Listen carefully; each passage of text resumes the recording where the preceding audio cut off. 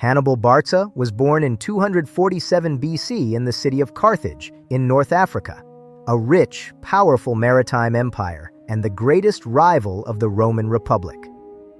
His father, Hannibal Barca, was one of Carthage's greatest generals, and from childhood, Hannibal was trained for one purpose: war against Rome. Ancient sources say that as a boy, Hannibal swore a sacred oath that he would be Rome's enemy for life. As a young man, he became commander of the Carthaginian army in Spain and quickly proved his brilliance. But the turning point of his life came with a decision no commander before him had ever dared to make: a direct invasion of Rome by crossing the Alps. In 218 BC, Hannibal led tens of thousands of soldiers, along with war elephants, across rivers, cliffs, snow, and glaciers of the Alpine mountains. Large parts of his army perished along the way. Yet with a weakened and exhausted force, he suddenly appeared in northern Italy, where no Roman army expected him. Rome suffered a series of devastating defeats. At the Battle of the Trebia, Hannibal destroyed a Roman army through ambush and deception. At the Battle of Lake Trasimene, he carried out one of the greatest ambushes in military history, trapping and annihilating an entire Roman force in fog and mountainous terrain. But his true masterpiece came in 216 BC at the Battle of Cannae. There, the Roman army greatly outnumbered Hannibal's forces.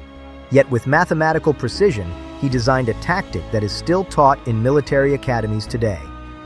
He deliberately weakened the center of his line, drawing the Roman legions deep into his formation. Then his powerful flanks closed in from both sides, while his cavalry struck from the rear. The Roman army was caught in a complete double encirclement and almost entirely destroyed. Tens of thousands of Roman soldiers were killed in a single day. Cannae became the greatest military disaster in Roman history. After this victory, the gates of Italy lay open before Hannibal. Yet contrary to expectations, he did not march directly on the city of Rome. He waited for Rome's allies to rebel in large numbers, but that decisive uprising never came. For many years, Hannibal fought on Italian soil without suffering a major defeat. But while he battled deep in enemy territory, Rome slowly rebuilt its strength. A young Roman commander, Scipio Africanus, carried the war across the sea and brought it to the very heart of Carthage. In 202 BC, at the Battle of Zama, Hannibal suffered the first and final defeat of his life.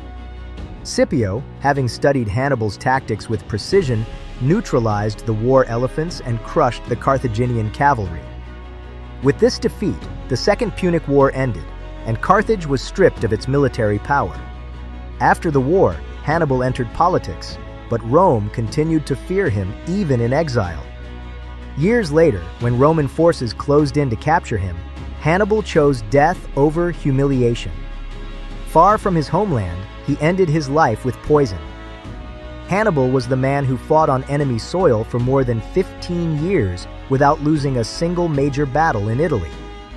He was the unmatched master of deception, encirclement, asymmetric warfare, and psychological war. He proved that intelligence could destroy an army far larger than one's own.